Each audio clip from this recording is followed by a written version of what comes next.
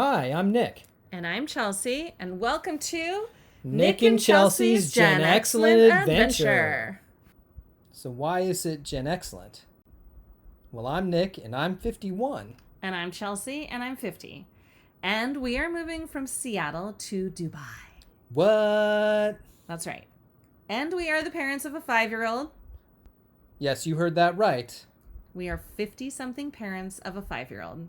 Why are we doing this? Chelsea, why don't we start with you? Okay. I have talked a lot about going abroad. For years and years and years, I've talked about wanting to do something like this. I regret, it's my only regret from college, that I didn't do an abroad. And so this seems like a good time. Well, and ever since we've known we've known each other for a little more than 10 years now. Mm-hmm. And from that moment, every time we've gone someplace, there's always been talk about, is this someplace that we could live? That's true. So there's always sort of been this in the background of our relationship since it began. Of course, usually you're laughing at me while I talk about it, but...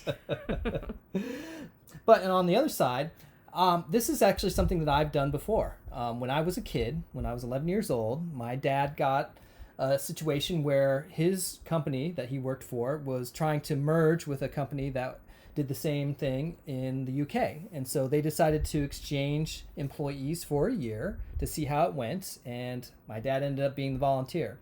So when I was 11, we spent a year outside of London. And that was a difficult thing for me as an 11-year-old, just when things are kind of changing socially.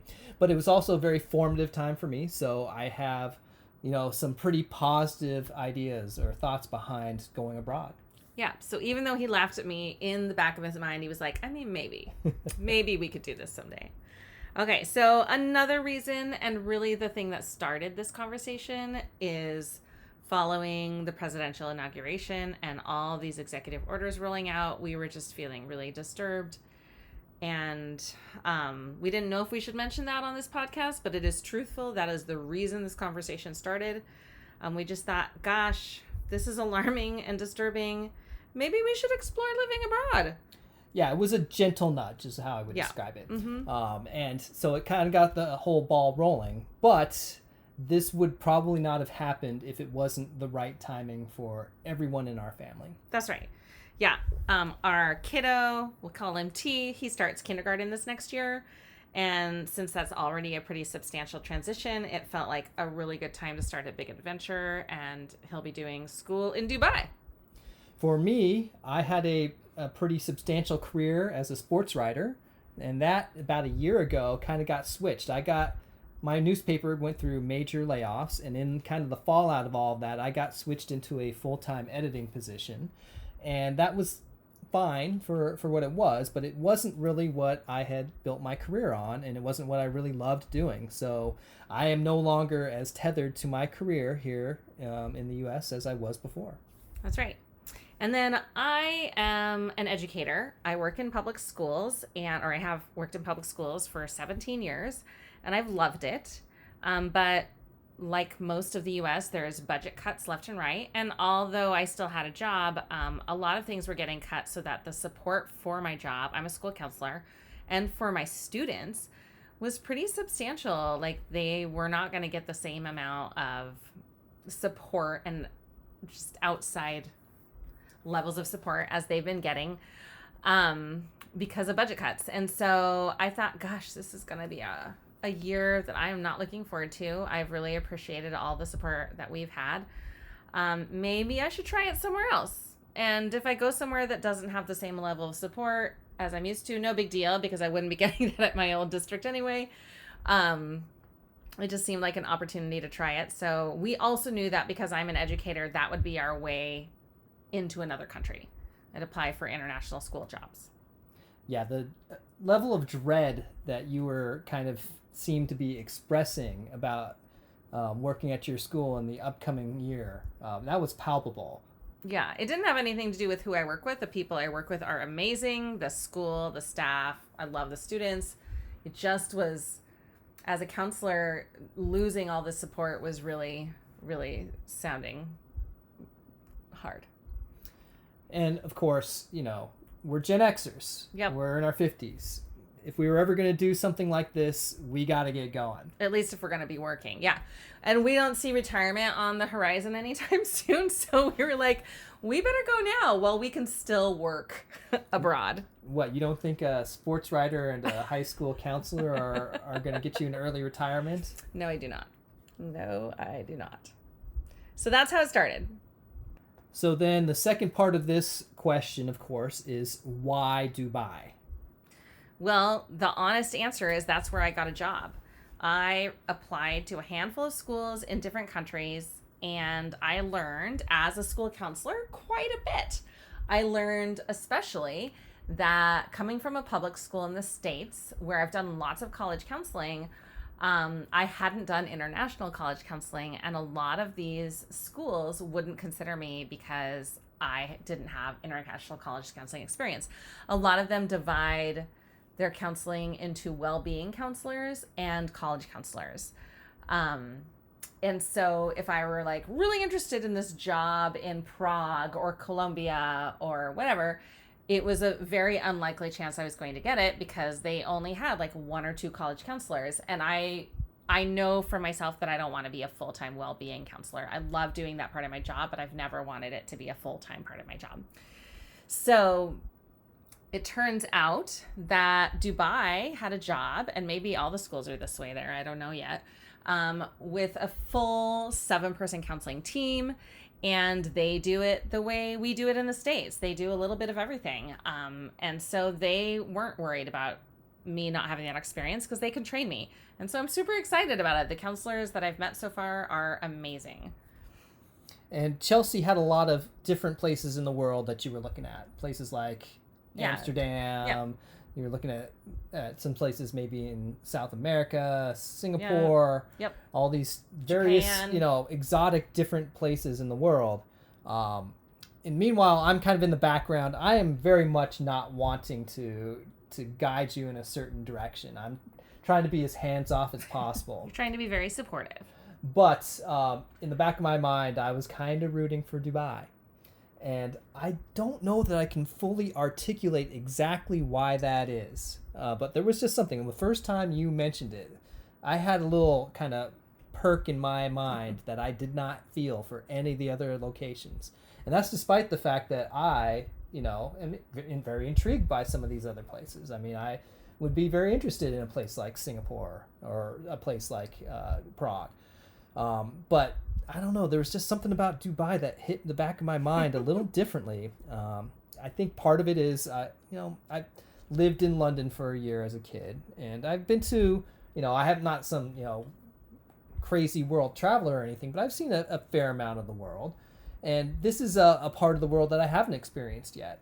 I've not really been anywhere close to the Middle East. So that was certainly part of it, getting a chance to experience a different part of the world and culturally a different part of the world as well.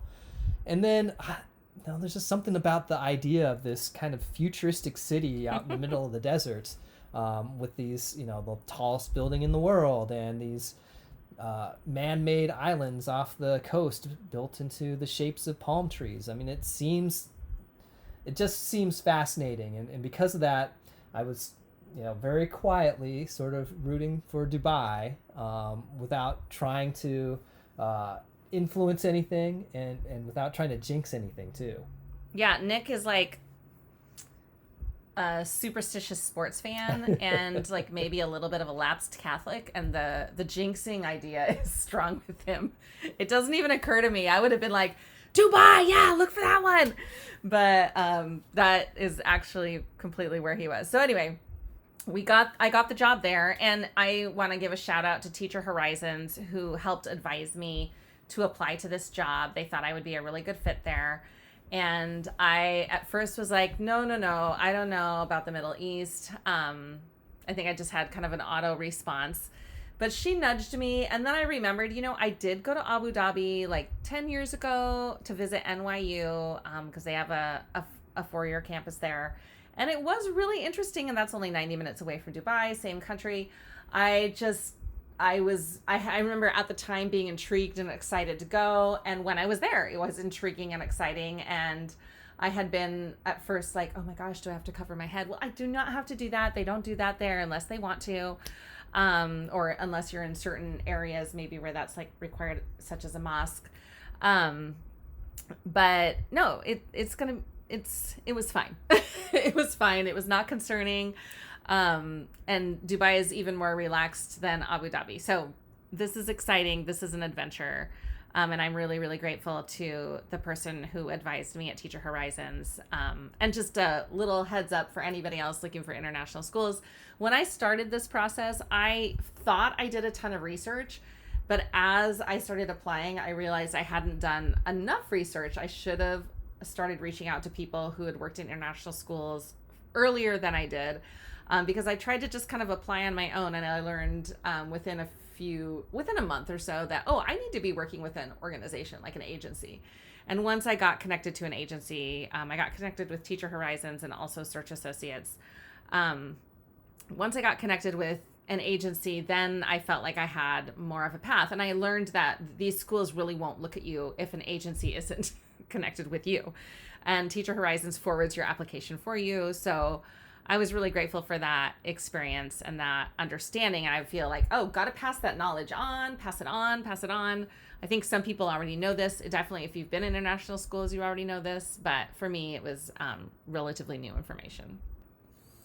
Another thing about Dubai that's very convenient for us is that it's basically an expat city. What do you say? It's how much percentage is about expat? I thought it was 85 to 90, and I just looked at a new stat that said 90. So 90% expats. And these are people, they aren't necessarily just from America. There's a lot of people from Europe, a lot of people from Southern Asia. Yeah. I would say Americans are a smaller population than many other populations. But because it's such an international city with so many expats, English is one of the primary languages there. Mm-hmm. So that was one thing that also helped make this an acceptable choice for us, is that we know we'll be able to communicate while we're there.